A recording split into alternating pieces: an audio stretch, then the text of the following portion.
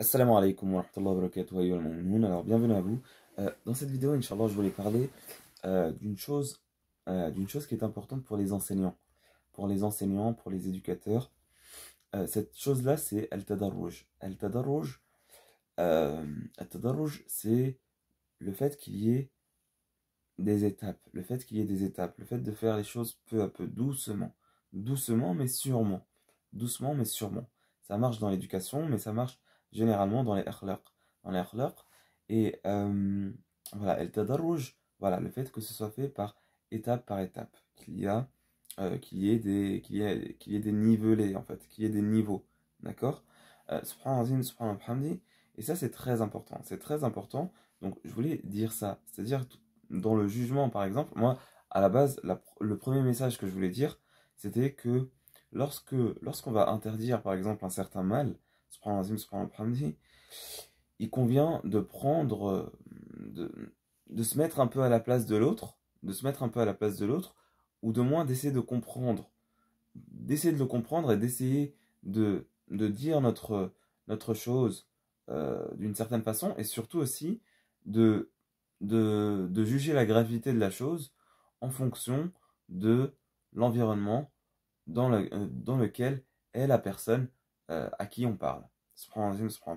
C'est ça. C'est que quand tu vas juger la gravité d'une chose, pour toi, elle peut être très grave, une chose peut être très grave, mais pour cette personne-là, qui n'a pas qui n'a pas ton âge, qui n'a pas, par exemple, ta pratique religieuse, toutes tes prières, qui n'a pas toute la science que toi tu as eue, qu'Allah subhanahu wa ta'ala t'a donné, tout ça, ce sont des éléments qui font que tu ne peux pas mettre cette personne à ton niveau à toi, ou à ton stade, ou à ton degré à toi.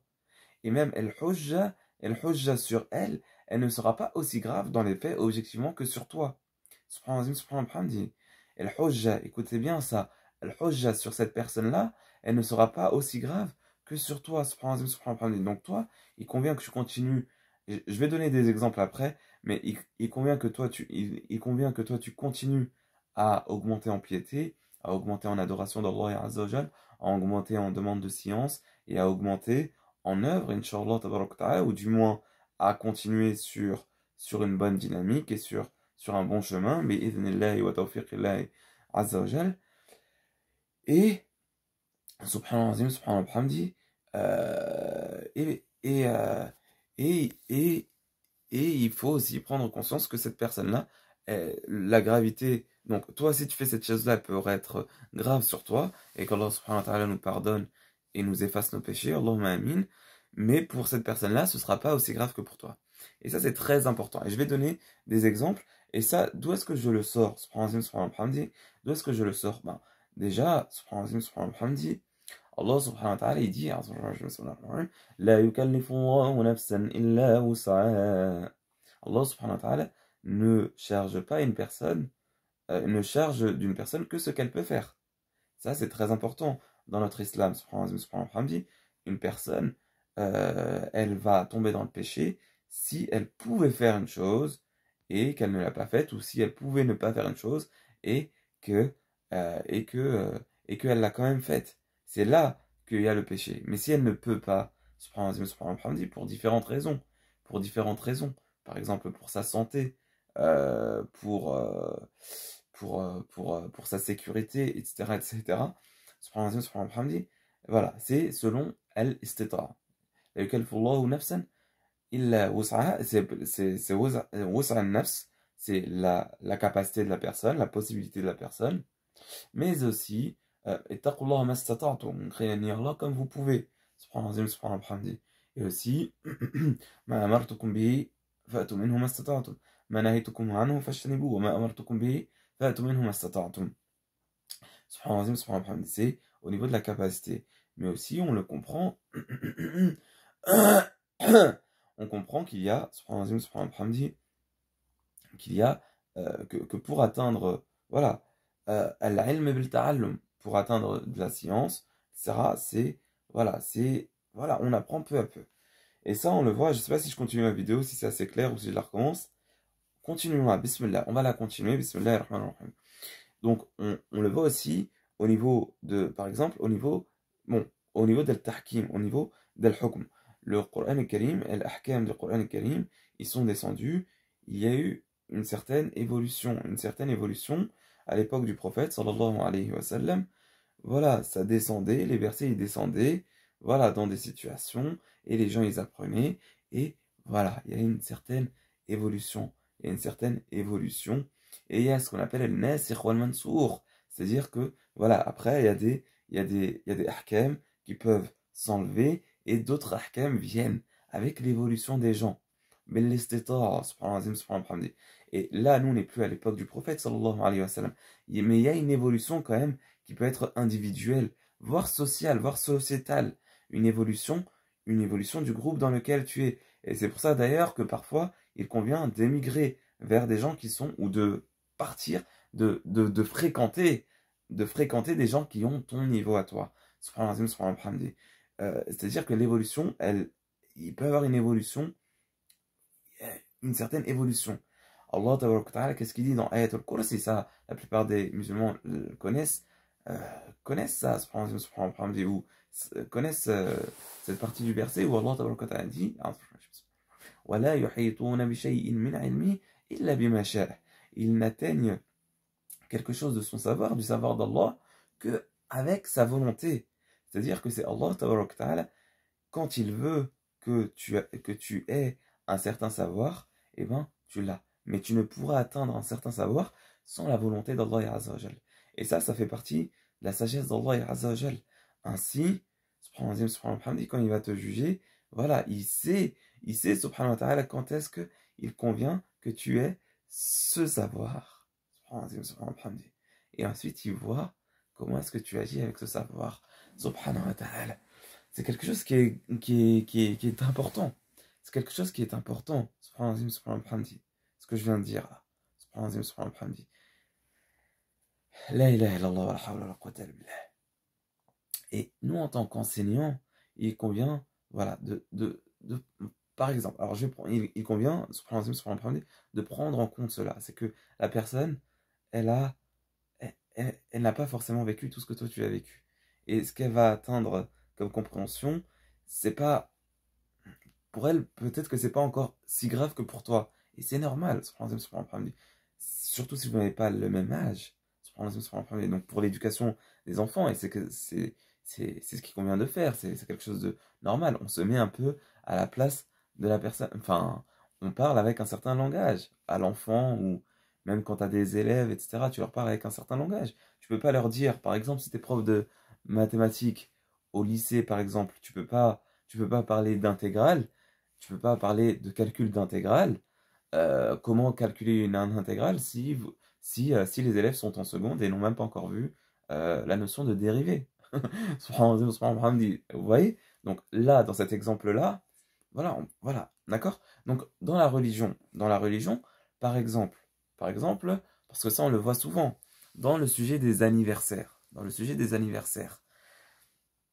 toi tu peux donner certaines choses. Tu peux dire par exemple que le prophète sallallahu alayhi wa sallam, il n'est pas rapporté de lui qu'il fêtait, des ou qui prenait le calendrier grégorien et qui faisait etc., etc. Par exemple, ou les sahaba, etc., qui prenaient un gâteau, etc. Subhanallah, subhanallah. Il n'est pas rapporté ça du prophète sallallahu alayhi wa sallam. Et voilà, et tu fais comprendre que bon, voilà, on essaye de suivre le prophète sallallahu alayhi wa sallam et on essaye voilà, subhanallah, subhanallah. Mais la personne, elle fait ses anniversaires depuis qu'elle est bébé, ça lui fait plaisir, on chante pour elle, on lui donne des cadeaux, etc., etc., on mange un bon gâteau. Ah, subhanallah, subhanallah. La ilaha illallah. Subhanallah, subhanallah. Et c'est pas une chose, c'est pas du shirk billah. Ça dépend de la personne même. Elle tadarruj et la compréhension de l'autre, c'est vraiment quelque chose qui est important. Le fait d'être nuancé, d'être équilibré, d'être juste. Même un seul acte, on va parler encore un peu. Un seul acte, il peut être fait extérieurement de la même façon de différentes personnes, mais il est différent. Mais une prière, par exemple, un une personne peut monter très haut, très proche d'Allah Azza wa Jal, et une autre personne avec extérieurement la même prière, elle peut aller aussi bas. Subhanallah, elle vole dans sa prière, elle n'est pas assez attentive, etc., etc. Subhanallah, elle n'est pas. Subhanallah, ça dépend des gens, ça dépend des gens, ça dépend des environnements. C'est pour ça aussi, subhanallah, dans les gens, il y a plein de cas. Par exemple, pour les gens du livre, je vois certaines personnes, attention, elles disent des gens du livre que ce sont des kuffars. La ilaha illallah, moi je peux pas dire ça, et c'est pas ce que je vois du Coran al-Karim, dans le Coran al-Karim. وإن من أهل الكتاب ليسوا سواء من أهل الكتاب أمة قائمة يتلون آيات الله آناء الليل وهم يسجدون يؤمنون بالله واليوم الآخر ويأمرون بالمعروف وينهون عن المنكر ويسارعون في الخيرات وأولئك من الصالحين وما يفعلوا من خير فلن يكفروه jusqu'à la fin du verset. Subhanallah, cette personne des gens du livre, imagine une personne qui a grandi dans une ambiance où ils prennent la Bible, où ils prennent l'évangile, elle a cette piété, elle est bienfaisante vis-à-vis de sa mère et de son père, elle est pieuse, elle croit en Allah, elle croit en jour dernier, elle dit de faire le bien, elle interdit de faire le mal. Il y a des choses à dire aux gens du livre. Je veux dire, aux gens du livre. Je ne peux pas dire, c'est un kafir khalas. La ilaha illallah. Alors que le message du messager sallallahu alayhi wa sallam ne lui est pas encore parvenu clairement. Et en plus, il faut être halim. Il faut être halim, c'est-à-dire qu'il y a un temps, laisse un temps. Laisse un temps jusqu'à ce que la personne prenne conscience. Jusqu'à ce que la personne prenne conscience. Et que voilà, elle va y aller peu à peu. Par exemple, pour les anniversaires, voilà, elle va continuer à faire le bien, à aimer pour le bien, à faire plaisir à l'autre, à manger des bonnes choses, du gâteau, du je ne sais quoi, des bonnes choses qu'Allah subhanahu wa ta'ala a autorisées pour ses serviteurs et n'a pas interdit pour ses serviteurs. Et elles sont pour les croyants dans ce bas monde et en exclusivité le jour de la résurrection, en exclusivité le jour de la résurrection. Dans etc., etc. D'accord? Donc c'est très important. Et en fait, on peut en parler encore un peu, Il y a, par exemple, il y a différentes écoles chez les musulmans, ou différentes façons de faire chez les musulmans. Par exemple, il y a ceux qui vont dire, voilà, il faut que tu prennes tout l'islam, il n'y a pas de tadarruj. Ou juste, il n'y a pas de tadarruj dans la société musulmane. Il faut prendre toute la charia et voilà. Et ils ont raison dans un certain sens. Ça, c'est l'école de, de certains. Je vous mettrai des liens éventuellement en dessous. Mais voilà, il faut tout prendre, etc. Et si tu ne prends pas une partie, c'est que tu es dans le hawa, etc. Il y a une certaine école qui va dire ça. Et il y a une certaine autre école qui va dire non, il y a un certain tadarruj. Il y a certes, ça c'est vrai pour la personne, pour le musulman, il faut que tu prennes tout l'islam. Il faut que la société musulmane, voilà, il faut qu'on prenne tout l'islam. Mais il y a une certaine évolution. Et ça, c'est dans le fiqh. Il y a une certaine évolution. Il y a une certaine évolution. Par exemple, il a été rapporté du prophète sallallahu alayhi wa sallam que il y avait des allégeances différentes. Les gens lui faisaient des allégeances différentes. Ils pouvaient faire une certaine allégeance avec certains gens, de faire par exemple la prière, de donner la zakat, de dire les shahadatayn, et pour d'autres, l'allégeance était plus grande. Par exemple, il est rapporté que il y en a un qui est venu au prophète sallallahu alayhi wa sallam avec la condition de faire deux, deux, euh, deux prières. Et il a été accepté dans ce qui a été rapporté. Allah tabaraka ta'ala a'lam a'lam. Où une personne, il faut voir l'authenticité du hadith. Mais, enfin, Allah a'lam. Je vais retirer pour ne pas dire ça, mais en tout cas, il a été rapporté des choses comme ça. Je retire ce hadith-là, mais il a été rapporté plusieurs exemples là. Et ça, on peut essayer de comprendre ça. C'est-à-dire que, c'est-à-dire que quoi? C'est-à-dire que, voilà, peu à peu, ça va s'améliorer. La situation va s'améliorer, Inch'Allah. Et il y a le fameux hadith où il dit Qaribu wa saddidu wa abshiru. Jusqu'à la fin du hadith. Qaribu, approchez-vous. Approchez-vous de la perfection. Approchez-vous. Voilà, il faut y aller. Voilà. Et la bonne nouvelle. Voilà, tu fais du bien. Prends la bonne nouvelle. Tu as fait ça déjà. C'est déjà bien. Alhamdulillah. Allah te donne encore plus. Etc. Et voilà. Cette deuxième école, elle se base sur ces hadiths-là. Voilà. Bon, elle dit aussi qu'il y avait aussi quelqu'un qui avait, bon, c'est sa maître au conditionnel, hein. Bon, cette personne qui a dit que voilà, elle fait que 2 prières, et une autre personne qui a dit qu'elle ne se prosterne sans faire l'inclinaison, al ruku', subhanallah, subhanallah, bihamdi. Et ensuite, voilà, et ensuite ça va venir, subhanallah, subhanallah, bihamdi. Donc il y a ces 2 positions-là, d'accord? Il faut que nous, en tant que prêcheurs à Allah Azza wa Jal, on ait cette chose-là, d'accord? Cette compréhension-là, d'accord? Subhanallah, subhanallah, bihamdi. D'accord? Si le fait de trouver des excuses pour les gens, etc., etc. D'accord? Voilà, de la douceur, et étape par étape, et on y va. Mais doucement, mais sûrement. Doucement, mais sûrement. Subhanallah, subhanallah, bihamdi. Ne pas, voilà, essayer de, voilà, quelqu'un qui a pas grandi dans la même ambiance que toi, quelqu'un qui a grandi dans un environnement chiite, comment est-ce que tu peux le dire mécréant alors qu'il a grandi dans cet environnement-là? Il faut lui montrer les choses, et ensuite, et voilà. Et là, et Allah tabaraka wa ta'ala, il sait, voilà, subhanallah, quand est-ce que il va autoriser qu'un savoir descende sur une personne. Il va voir comment il va agir. Allahumma la tu'akhidna bima nasina أو أخطأنا ربنا لا تؤاخذنا إن نسينا وأخطأنا ربنا ولا تحمل علينا إصرا كما حملت على الذين من قبلنا ربنا ولا تحملنا ما لا طاقة لنا به واعف عنا واغفر لنا وارحمنا أنت مولانا فانصرنا على القوم الكافرين. Voilà, subhanallah, subhanallah, dans la da'wa, etc., etc. Donc, il y a des choses encore à dire, c'est un sujet qui est très intéressant.